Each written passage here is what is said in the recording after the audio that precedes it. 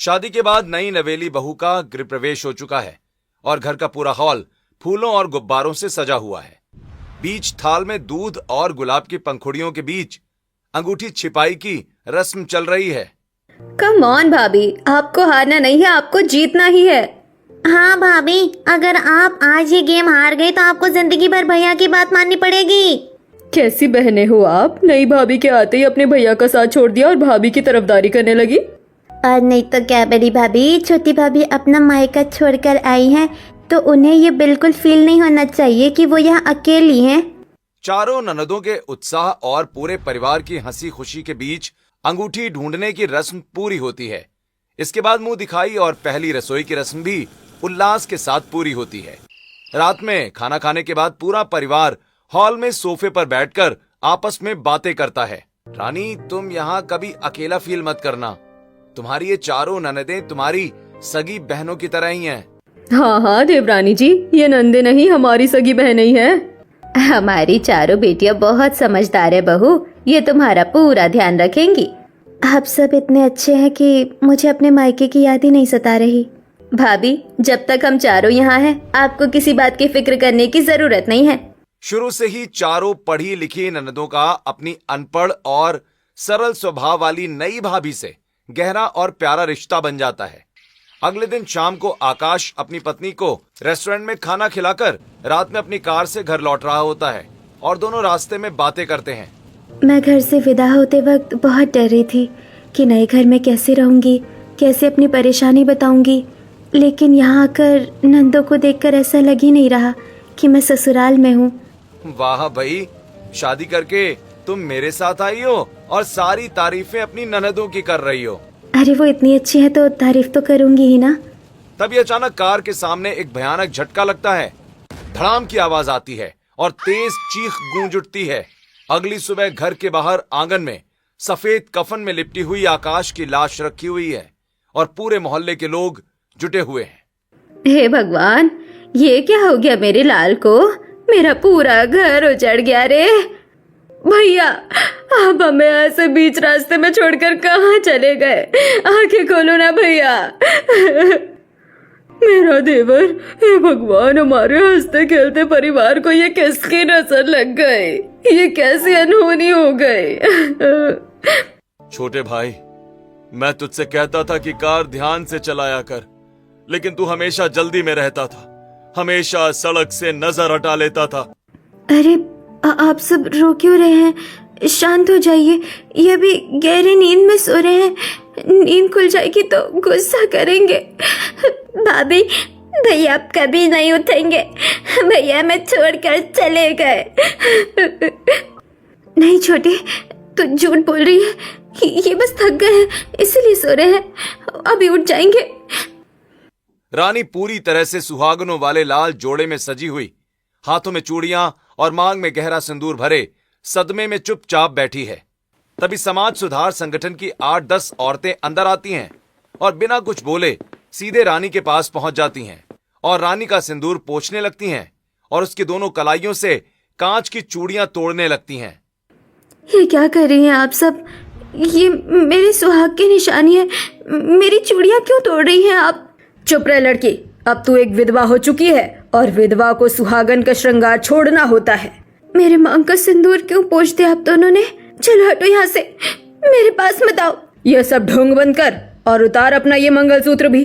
अब तेरा इस पर कोई हक नहीं रहा। नहीं नहीं, मैं अपना मंगलसूत्र नहीं दूंगी। मेरा पति भी जिंदा है, वो बस आराम कर रहे हैं। होश में आ बहू, तेरा पति मर चुका है। कल रात सड़क हादसे में सब खत्म हो गया। कौशल्या आगे बढ़कर लाश पर से सफेद कफन हटा देती है और रोते हुए रानी को उसके पति का बेजान चेहरा दिखाती है। ये देख, ये रहा तेरा पति। ये ऐसी नींद सो चुका है जो अब कभी नहीं टूटेगी। नहीं भगवान, ये क्या कर दिया आपने? मेरे साथ ये क्या हो गया? रानी दहाड़े मार मार कर जमीन पर गिरकर रोने लगती है और तभी वो औरतें झपट्टा मारकर उसके गले से मंगलसूत्र खींचकर उतार लेती हैं। ये क्या कर रहे हो तुम सब मेरे साथ? मत करो ऐसा, प्लीज मेरे साथ ये सब मत करो। देखो ना दीदी, ये औरतें भाभी के साथ क्या कर रही है। बचाओ ना उन्हें, रोको ना उन औरतों को। चुप कर छोटी, चुपचाप देखती जा। ये सब समाज का पुराना रिवाज है जिसे कोई नहीं रोक पा रहा। पूरे घर में चीख पुकार और मातम के बीच आकाश के शव को अंतिम संस्कार के लिए श्मशान ले जाया जाता है। अंतिम संस्कार पूरा होने के बाद घर के बाहर वही संगठन की औरतें अनपढ़ भाभी को नहलाकर जबरन उसके लंबे बाल काटने लगती हैं। मत काटो मेरे बाल, मैं अपने बाल नहीं काटने दूंगी। आपने मेरी चप्पल उतार दी, माथे का सिंदूर पोंछ दिया, चूड़ियां तोड़ दी, बिछी और पायल उतार दी, सारा श्रृंगार छीन लिया, लेकिन मेरे बाल मत काटो। चल हट, लंबे और सुंदर बाल सुहागनों के सिर पर शोभा देते हैं, विधवाओं के सिर पर नहीं। ये क्या कर रही है आप मेरी भाभी के साथ? छोड़िए इन्हें, मेरी भाभी के बाल मत काटिए। ए लड़की, पीछे हट। ये क्या कर रही है तू? तेरी भाभी के साथ जो हो रहा है वो समाज का नियम है जो सदियों से चला आ रहा है। चारों पढ़ी लिखी ननदें अपनी बेबस और आंसू भरी आंखों से अपनी भाभी के साथ हो रहे इस अमानवीय बर्ताव को चुपचाप देखती रह जाती हैं। वो औरतें रानी के सारे बाल छोटे छोटे काट देती हैं, उसे अंदर कमरे में ले जाकर सफेद सूती साड़ी पहनाकर बाहर ले आती हैं। कौशल्या जी, हमने जो तुम्हें कायदे कानून समझाए हैं, अब से अपनी इस विधवा बहू के साथ वही करना। संगठन की औरतें सख्त हिदायतें देकर चली जाती हैं। उस दिन के बाद रानी का कमरा अलग कर दिया जाता है और उसे बाहर से आया खाना ही दिया जाता है। 10 दिन और 13वीं के सारे रीति रिवाज पूरे होने के बाद चारों ननदें बड़ी भाभी सुनीता के साथ मिलकर रसोई में सबके लिए खाना बनाती हैं।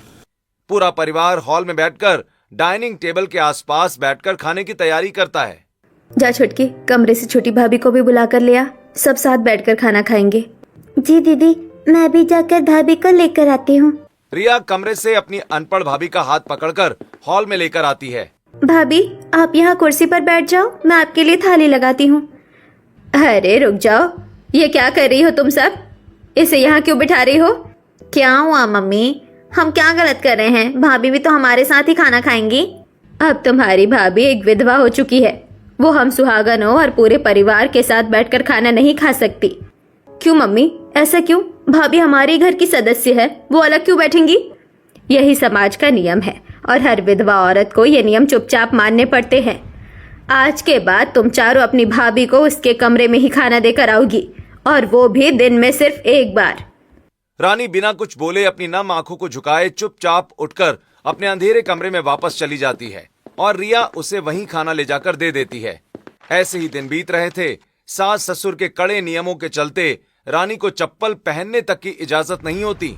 ना वो कंघी करती और ना ही कोई क्रीम लगाती। चारों ननदें जब भी बारी बारी से उसके कमरे में खाना देने जाती हैं तो उसे अकेले कोने में बैठकर सिसकते हुए देखती हैं। एक दिन चारों बहनें एकजुट होकर पहली बार अपनी अनपढ़ भाभी के कमरे में जाती हैं, जहां रानी बैठी रो रही होती है। भाभी, बहुत दिन हो गए कमरे में बंद रहे, चलो आज हम सब बाहर थोड़ा घूम कर आते हैं। नहीं ननन जी, मेरी कहीं भी जाने की बिल्कुल इच्छा नहीं है, मुझे यही रहने दीजिए। अरे भाभी चलो ना, इस तरह अकेले कमरे में पड़ी रहोगी तो भैया की याद और ज्यादा सताएगी। बाहर चलोगी तो मन थोड़ा बहलेगा। जब चारों ननदें अपनी भाभी का हाथ पकड़कर कमरे से बाहर निकलने लगती हैं तो रिया की नजर उसके नंगे पैरों पर पड़ती है। अरे भाभी, आपने तो पैरों में कुछ पहना ही नहीं है, चप्पल तो पहन लीजिए। नहीं नहीं छोटी, मैं पैरों में चप्पल नहीं पहन सकती। मुझे मम्मी जी ने साफ मना किया है कि विधवा होने के बाद चप्पल नहीं पहननी जाती।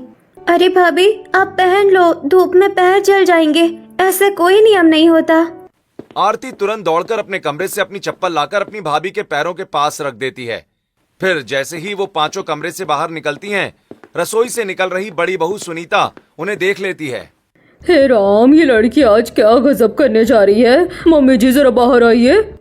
सुनीता की आवाज सुनकर कौशल्या तुरंत कमरे से बाहर आती है और रानी के पैरों में चप्पल देखकर भड़क उठती है।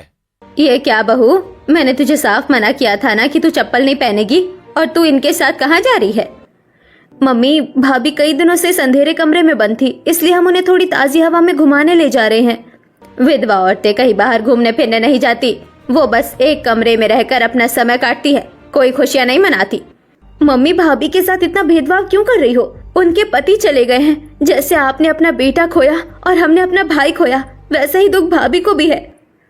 तभी रामेश्वर वहां आकर, कौशल्या, बात का बतंगड़ मत बनाओ। बच्चियों के साथ जा रही है तो बहू को बाहर जाने दो। ठीक है, जा सकती है, लेकिन ये चप्पल पहनकर घर की दहलीज से बाहर कदम नहीं रखेगी। रानी बिना किसी बहस के अपनी चप्पल उतार देती है और नंगे पैर ही अपनी चारों ननदों के साथ घर से बाहर निकलती है। जैसे ही वो सड़क पर आती है, नुक्कड़ पर खड़ी मोहल्ले की औरतें उन्हें देखकर आपस में फुसफुसाने और ताने मारने लगती हैं। अरे देखो तो सही, इसके पति को मरे अभी कुछ ही दिन बीते हैं और ये बाहर गुलछर्रे उड़ाने निकल पड़ी है। कैसी बेशरम नंद है इसकी, जो इस विधवा को सजाने संवारने और बाहर घुमाने की छूट दे रही है। अरे ये चारों खुद को बहुत पढ़ी लिखी समझती है ना। पढ़े लिखे लोगों में ज्यादा ही घमंड होता है, किसी रिवाज को नहीं मानते। ननदें अपनी भाभी को पार्क में ले जाकर उनका मन बहलाने की और हंसाने की पूरी कोशिश करती हैं, लेकिन रानी गुमसुम ही बैठी रहती है। दिन बीतते जाते हैं और चारों ननदें देखती हैं कि मोहल्ले के लोग उनकी विधवा भाभी को किसी भी शुभ काम या पूजा पाठ में शामिल नहीं करते। एक सुबह घर के आंगन में सत्यनारायण की कथा की तैयारी चल रही थी। तभी नेहा अपनी माँ के पास जाती है। मम्मी, आज की इस पूजा में हम छोटी भाभी को भी साथ बिठा लेते हैं, उनका मन भी थोड़ा शांत हो जाएगा। बिल्कुल नहीं, शुभ काम और पूजा पाठ में किसी भी विधवा का बैठना पूरी तरह वर्जित है। सभी मिलकर सत्यनारायण भगवान की कथा में बैठते हैं, लेकिन रानी अपने कमरे में ही बैठी रहती है। ऐसे ही कुछ दिन और बीत जाते हैं और एक दिन घर पर दूर के कुछ मेहमान आते हैं, तो आरती दौड़कर रानी के कमरे में जाती है। भाभी आइए, बाहर मेहमान आए हैं, सब साथ बैठकर चाय नाश्ता करते हैं और बातें करते हैं। जैसे ही रानी सफेद साड़ी में हॉल में आकर बैठती है, मेहमान असहज होकर तुरंत अपनी कुर्सियों से खड़े हो जाते हैं। कौशल्या जी, हम किसी और दिन आएंगे, आज हम यहाँ ज्यादा देर नहीं बैठ सकते। मेहमान चले जाते हैं। उनके जाने के बाद कौशल्या का पारा 7वें आसमान पर पहुंच जाता है। ये क्या तमाशा है तुम सबका? तुम्हें अच्छी तरह पता है कि दूसरी भाभी एक विधवा है, उसे अलग रहने को कहा गया है, फिर क्यों बुलाती हो उसे बाहर? मम्मी, भाभी एक विधवा जरूर है, लेकिन कोई जानवर या कैदी नहीं है जो हमेशा अंधेरे कमरे में बंद रहे।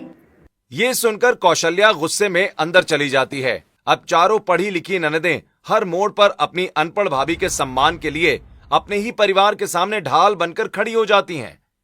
कुछ दिनों के बाद जब चारों बहनें अपनी भाभी के कमरे में बैठी होती हैं, तभी दरवाजे की घंटी जोर से बजती है।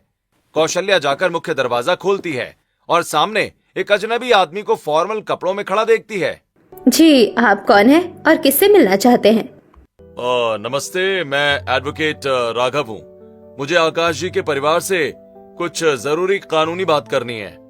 कौशल्या वकील को अंदर लेकर आती है और हॉल में पूरे परिवार के साथ चारों ननदें भी आकर सोफे पर बैठ जाती हैं। देखिए, आपने अपने परिवार का जो सदस्य खोया है उसकी भरपाई कोई नहीं कर सकता, लेकिन उस रात हादसे में नगर निगम की संपत्ति का भारी नुकसान हुआ है।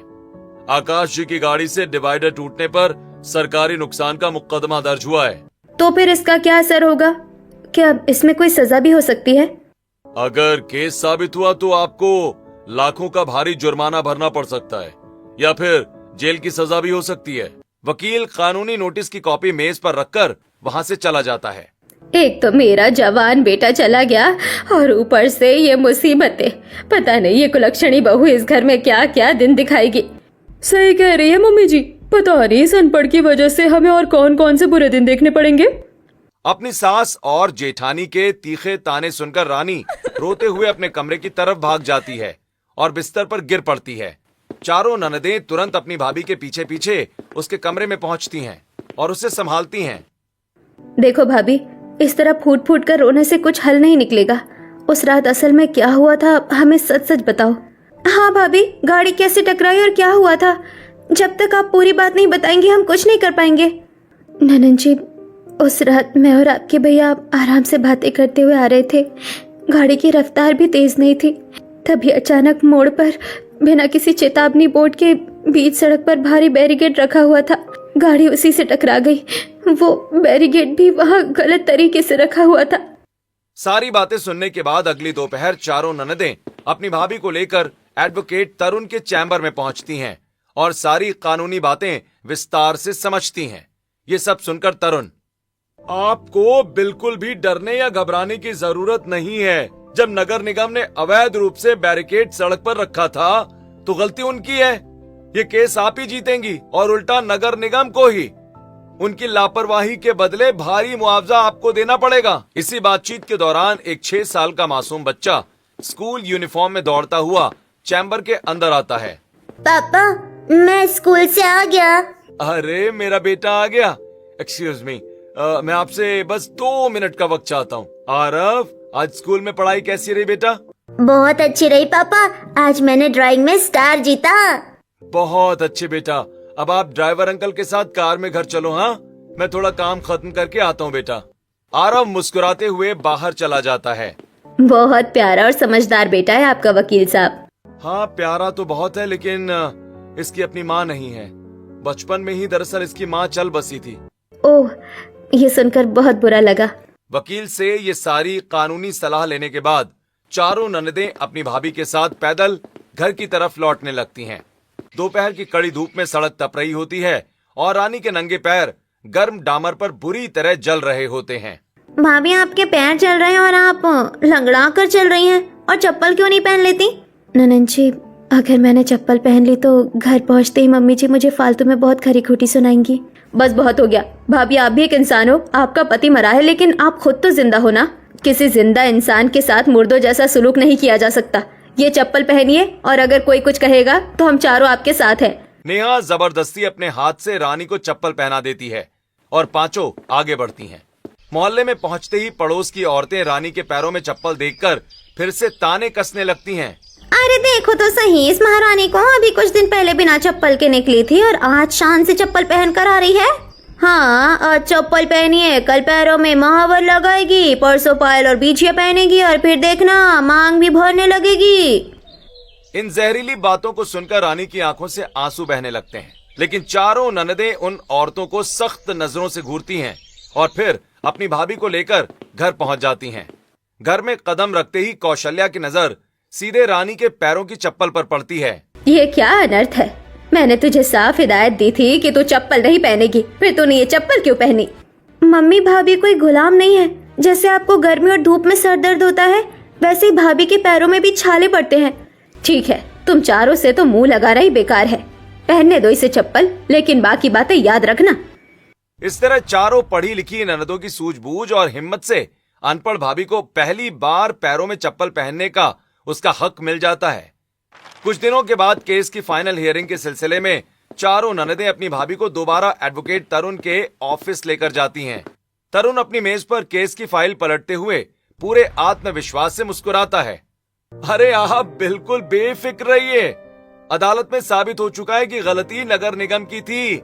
केस आप ही जीतेंगी और मुआवजा भी आपको ही मिलेगा। केस में राहत मिलने के बाद पहली बार रानी के मुरझाए चेहरे पर एक तसल्ली भरी मुस्कान दिखाई देती है। वापस लौटते समय चारों ननदें अपनी भाभी का हाथ थामे खुशी खुशी बातें करते हुए आ रही होती हैं। रानी को यूं मुस्कुराता हुआ सड़क किनारे खड़ी पड़ोसन देख लेती है। देखो तो जरा इस विधवा के नखरे, कैसे दांत निकाल निकाल कर खिलखिलाती हुई सड़क पर चली आ रही है। तभी नेहा पड़ोसन को जवाब देती हुई कहती है, सुनिए आप, ये मेरी भाभी है और एक जीती जागती इंसान है। ये हंसे, बोले या जो चाहे करे, आपको किसी की निजी जिंदगी में दखल देने का कोई हक नहीं है। नेहा की फटकार सुनकर पड़ोसन मुंह बनाकर घर में घुसकर दरवाजा बंद कर लेती है। सभी घर लौट आते हैं।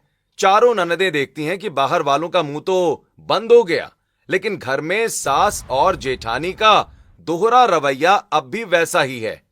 शाम को चारों बहनें नेहा के कमरे में बैठकर बातें करती हैं। अब बस बहुत हो गया। सदियों से चली आ रही सड़ी गली कुप्रथाओं को हमें अपनी भाभी की खातिर हर हाल में जड़ से खत्म करना होगा। तभी रिया शीशे के सामने खड़ी होकर अपने होठों पर लाल लिपस्टिक लगा रही होती है कि उसी वक्त रानी कमरे के दरवाजे पर आ जाती है। रिया को सजते संवरते और लिपस्टिक लगाते देखकर रानी की आंखों से आंसू छलक पड़ते हैं और वो उदास हो जाती है। क्या हुआ भाभी, आप अचानक इस तरह रोने क्यों लगी? कुछ नहीं हुआ ननन जी, बस ऐसे ही पुरानी बातें याद आ गई। दीदी, मैं अच्छी तरह समझ गई कि भाभी के दिल पर क्या बीत रही है। हमारी भाभी की उम्र अभी सिर्फ 22 साल है। इस उम्र में हर लड़की का मन सजने संवरने का करता है, लेकिन इस बेरहम समाज ने उनका ये हक भी छीन लिया है। अगले दिन नेहा बाजार से अपनी भाभी के लिए एक सुंदर लिपस्टिक और चांदी जैसी चमकदार पायल खरीद कर लाती है। देखो भाभी, मैं आपके लिए क्या लाई हूँ। ये लिपस्टिक लगाइए और ये पायल पहनकर देखिए कितनी सुंदर लगेगी ये आप पर। हे भगवान, ननन जी, क्या ये सब देखना भी एक विधवा के लिए घोर पाप है। इसे तुरंत यहाँ से दूर ले जाइए। रानी डर के कारण अपनी ननद को वो पायल और लिपस्टिक वापस कर देती है। नेहा वहां से चुपचाप चली जाती है। अगले दिन रिया भी भाभी के लिए कंगन लेकर जा रही होती है तो कौशल्या उसे देख लेती है। ये सब सामान लेकर तू कहाँ जा रही है रिया? छोटी भाभी के कमरे में देने जा रही हूँ मम्मी। तुम चारों अपने दिमाग में ये बात अच्छी तरह बिठा लो कि तुम्हारी भाभी अब विधवा है। ये रंग और श्रृंगार उसके किसी काम के नहीं है। घर में चल रहे इस भारी भेदभाव को देखकर चारों ननदों का दिल पूरी तरह बैठ जाता है। अगले दिन जब घर के मंदिर में पूरे परिवार की पूजा चल रही होती है तभी नेहा सीधे रानी के कमरे में जाती है। उसका हाथ पकड़कर उसे बाहर लाती है और मंदिर के सामने पूरे परिवार के बीच खड़ा कर देती है। हे राम, ननन जी ये क्या कर रही है आप? पूजा में इस विधवा को क्यों ले आई? अपने इस विधवा भाभी को यहाँ से हटाओ। पूजा के बीच में इसका आना बहुत बड़ा अपशगुन होता है। मम्मी, ईश्वर की नजर में हम सब इंसान एक बराबर है। भगवान कभी अपने बनाए बंदों में कोई फर्क नहीं करता। जब भगवान किसी में भेदभाव नहीं करता तो हम इंसान कौन होते हैं, किसी को अछूत समझने वाले।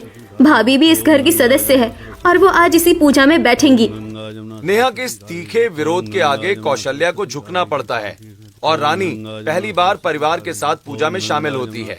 ऐसे ही कुछ दिन और बीत जाते हैं। एक दिन दोपहर को आरती अपनी भाभी का हाथ पकड़कर डाइनिंग टेबल पर सबके साथ खाना खाने के लिए लेकर आती है तो कौशल्या फिर भड़क उठती है। अब और क्या देखना बाकी रह गया है? चप्पल पहनवा दी, पूजा में बिठा दिया, तो क्या अब ये हमारे बराबर बैठकर खाना भी खाएगी? हाँ मम्मी, क्यों नहीं खा सकती? भाभी कोई जानवर नहीं है जिन्हें दिन में सिर्फ एक बार, वो भी अकेले घर में रूखा सूखा खाना दिया जाए। भाभी के पास भी पेट है और उन्हें भी हम सबकी तरह ही भूख लगती है। बात तो तुम्हारी बिल्कुल सही है बेटी, लेकिन सोचो अगर समाज और बिरादरी वालों को पता चला तो वो क्या कहेंगे? पापा, समाज का काम सिर्फ बातें बनाना है। जिस मासूम पर ये सब बीतती है वही उसका असली दर्द समझता है। चारों ननदें अपनी भाभी को अपने साथ बैठकर खाना खिलाती हैं। इस तरह वो अपनी भाभी को सबके साथ खाने का हक भी दिला देती हैं। लेकिन वो देखती हैं कि रानी का सूनापन अभी भी खत्म नहीं हुआ है। एक रात रिया पानी पीने जाती है तो देखती है कि रानी अपने कमरे में अपने पति की तस्वीर सीने से लगाकर अकेले में सिसक रही है। आप मुझे इतनी भारी दुनिया में बिल्कुल अकेला छोड़कर क्यों चले गए? मैं इस वीरान जिंदगी को आपके बिना कैसे काटूंगी? रिया तुरंत दौड़कर अपनी तीनों बहनों के पास जाती है और सारी बात बताती है। दीदी, भाभी सबके सामने तो चुप रहती है, लेकिन बंद कमरे में वो भैया की याद में रात रात भर रोती रहती है। हाँ, वो तो होगा ही। असल में भाभी को सिर्फ हमारे हमदर्दी भरे साथ की ही नहीं बल्कि जिंदगी भर के लिए एक सच्चे जीवन साथी की जरूरत है।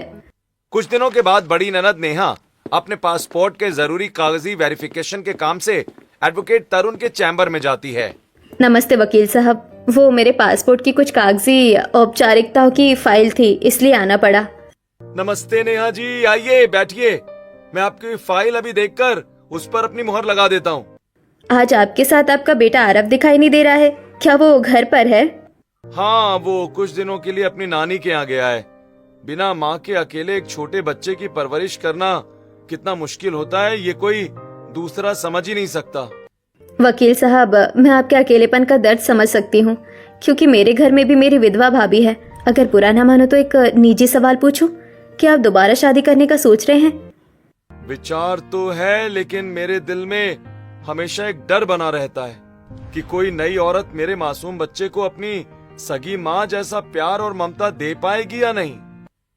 आप बहुत नेक इंसान हैं और आपके साथ गलत हुआ, लेकिन आप अपने 6 साल के इस मासूम बेटे के भविष्य के बारे में सोचिए, जिसे एक ममतामयी माँ की सख्त जरूरत है।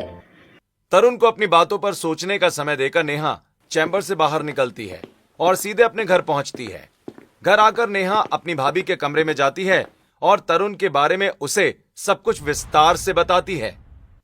देखिए भाभी, वकील साहब बहुत ही भले, समझदार और नेक इंसान है। उनकी पत्नी नहीं है और वो भी अपने मासूम बच्चे के लिए एक अच्छी जीवन संगिनी ढूंढ रहे हैं। तभी कौशल्या कमरे के खुले दरवाजे से अंदर आती है और नेहा की ये बातें सुनकर गुस्से से आग बबूला हो उठती है।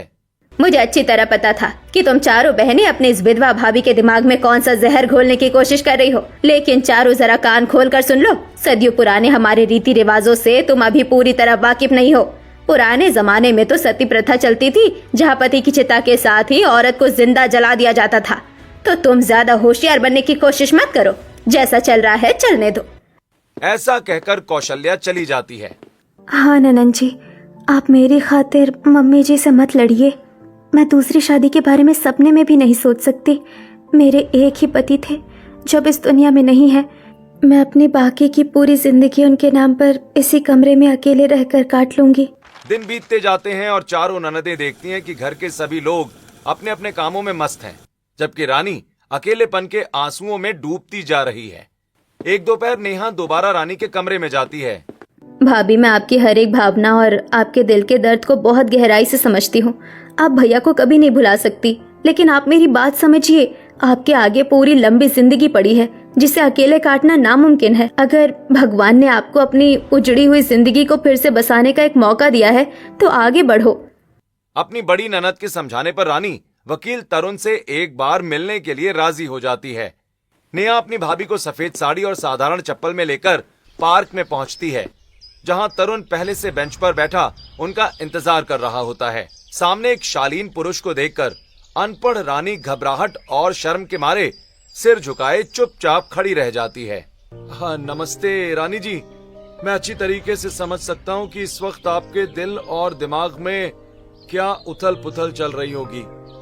नेहा जी, आपकी नंदों ने मुझे आपके बारे में सब कुछ सच सच बता दिया है, और उन्होंने मेरे बारे में भी आपको बताया ही होगा। आप मुझे पसंद हैं, बस आपको मेरे साथ साथ मेरे मासूम बेटे आरव का भी अपनी माँ की तरह ही ख्याल रखना होगा। रानी उसकी पूरी बात सुनती तो है, लेकिन ज्यादा नर्वस होने के कारण उसके मुंह से एक शब्द भी नहीं निकल पाता। शायद मैं आपको पसंद नहीं आया, लेकिन कोई बात नहीं, मैं आप पर अपनी तरफ से कोई दबाव नहीं बनाऊंगा। पार्क से घर लौटने के बाद चारों ननदें रानी के कमरे में इकट्ठा होकर उससे तरुण से हुई मुलाकात का पूछने लगती हैं। भाभी बताइए ना, वकील साहब से मिलकर आपको कैसा लगा? वो आपको पसंद आए? ननन जी, मैं उनके सामने जाकर इतनी ज्यादा घबरा गई थी कि मेरे मुंह से एक भी आवाज नहीं निकल पाई। मुझसे ये सब नहीं हो पाएगा। रानी फूट फूट कर रोने लगती है और अपनी ननदों के गले लग जाती है। चारों बहनें अपने कमरे में बैठकर आपस में इस बात पर चर्चा करने लगती हैं। दीदी भाभी ऐसे आसानी से अपनी मर्जी से कदम नहीं उठा पाएंगी। उनके मन में सदियों पुरानी कुरीतियों और डर ने घर कर लिया है। हाँ, अब हमें ही अपनी तरफ से आगे बढ़कर उनकी झिझक को तोड़ना होगा और फैसला लेना होगा। अगली शाम चारों ननदें एक साथ रानी का हौसला बढ़ाने के लिए उसके साथ पार्क में वकील तरुण से मिलने जाती हैं। वकील साहब, हम चारों अपनी भाभी को अच्छी तरह जानती हैं। ये बहुत सीधी है। अगर आपको ये रिश्ता मंजूर है तो हम बात आगे बढ़ा सकते हैं। भाभी, आप कोई संकोच मत कीजिए, बस एक बार दिल से साफ साफ बताइए कि क्या आपको वकील साहब पसंद है? हाँ, मुझे वकील साहब और उनका स्वभाव पसंद है। इसके बाद चारों ननदों की मौजूदगी में तरुण और रानी की 2-3 और मुलाकातें होती हैं और दोनों एक दूसरे को पूरी तरह स्वीकार कर लेते हैं। एक दिन चारों ननदें भाभी के कमरे में बैठकर माँ और परिवार के सामने शादी की बात रखने की योजना बना रही होती हैं कि तभी कौशल्या और बड़ी बहू सुनीता दरवाजे पर आकर उनकी बातें सुन लेती हैं। तुम चारों बहनें क्या पागल हो चुकी हो? अपने इस विधवा भाभी की दूसरी शादी कराने का षड्यंत्र रच रही हो? अगर मोहल्ले वालों और संगठन की औरतों को इस काली करतूत की भनक भी लग गई तो वो हमारा जीना हराम कर देंगी और पूरे समाज में हमारा हुक्का पानी बंद करवा देंगी। भाभी, मैं ऐसे किसी समाज को नहीं मानती जो एक बेकसूर औरत के दुख दर्द को ना समझ सके और खुद उसके आंसुओं की वजह बन जाए।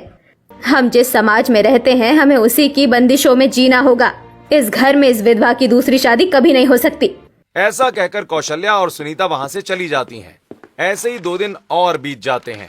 2 दिन बाद तड़के सुबह 5 बजे जब घर के बाकी सभी लोग गहरी नींद में सो रहे होते हैं तो चारों ननदें चुपचाप उठती हैं और वो रानी को उसके कमरे से बाहर लाती हैं और बिना कोई आवाज किए दरवाजा खोलकर बाहर निकल जाती हैं। दरवाजे की कुंडी की हल्की आवाज सुनकर कौशल्या की आंख खुल जाती है। इतनी सुबह दरवाजा किसने खटखटाया? लगता है कोई बिल्ली होगी। कौशल्या फिर से चादर तानकर सो जाती है और सुबह 6 बजे उठकर अपनी बेटियों के कमरे में जाती है। अरे, कमरे का दरवाजा खुला पड़ा है और चारों लड़कियां गायब है। लगता है आज जल्दी कॉलेज निकल गई। इसके बाद कौशल्या छोटी बहू के कमरे में जाती है तो देखती है कि वहाँ बिस्तर खाली पड़ा है। अरे ये बहू भी कमरे में नहीं है। आखिर इतनी सुबह कहाँ चली गई? लगता है अपनी नंदों के साथ ही कहीं गई होगी। कौशल्या बड़ी बहू सुनीता के कमरे में जाकर उसे जगाती है। मम्मी जी, आज आप इतनी सुबह सुबह मुझे क्यों उठा रही हैं? हाँ, आज घर पर कोई नहीं है, मेरा चाय पीने का मन है, उठकर चाय बना दे। सुबह के ठीक 10 बजे पूरा परिवार हॉल में बैठा होता है कि तभी दरवाजे की घंटी बजती है। कौशल्या उठकर जैसे ही दरवाजा खोलती है तभी रानी के पीछे से चारों ननदें मुस्कुराते हुए आगे आती हैं और उनके साथ दूल्हा बने एडवोकेट तरुण खड़े होते हैं। मम्मी, ये कोई पाप नहीं है। हमारी भाभी ने एडवोकेट राघव जी से आर्य समाज मंदिर में दूसरी शादी कर ली है और ये शादी हमने अपनी मर्जी से करवाई है। ये क्या गजब ढा दिया तुम लड़कियों ने। मैं अभी समाज सुधार संगठन की औरतों और बिरादरी वालों को फोन लगाती हूँ और तुम सबकी शिकायत करती हूँ। नेहा तुरंत अपने बैग से कोर्ट मैरिज और कानूनी विवाह प्रमाण पत्र निकालकर अपनी माँ के सामने रख देती है। मम्मी देख लीजिए ये मैरिज सर्टिफिकेट। अब हमारी ये भाभी कानूनी तौर पर एक सम्मानित सुहागन है, कोई बेबस विधवा नहीं। और हाँ, अगर आपने उन संगठन की जालिम औरतों को फोन किया तो सोच लीजिएगा कि हमारे पास पूरे कानून की ताकत है। हम उन समाज सुधारक औरतों को 1 मिनट में जेल की सलाखों के पीछे भिजवा देंगे। बेटी नेहा, ये तुम अपने ही माता पिता से क्या बोल रही हो? पापा, हम बिल्कुल सच बोल रहे हैं। जो नेक काम एक पिता और परिवार के मुखिया के तौर पर आपको करना चाहिए था, वो काम आपकी पढ़ी लिखी बेटियों ने किया है। आपकी बहू अनपढ़ थी, उसे अपने किसी कानूनी हक के बारे में नहीं पता था, इसलिए समाज ने और आपने उसे जिंदगी भर के लिए एक अंधेरे कमरे में दबा दिया था। लेकिन हमें अपने अधिकार पता थे, इसीलिए हमने अपनी अनपढ़ भाभी को उनका हक और एक नया खुशहाल जीवन दिलाया है। मेरी इन चारों पढ़ी लिखी नंदों ने मुझ जैसी अनपढ़ का उजड़ा हुआ घर फिर से बसा दिया, नहीं तो मैं जिंदगी भर समाज के तानों के बीच घुट घुट कर रोती ही रह जाती। चारों पढ़ी लिखी ननदों की सूझबूझ, असीम प्यार और साहस से एक अनपढ़ और बेबस भाभी का उजड़ा हुआ जीवन फिर से नई रोशनी और खुशियों से भर जाता है।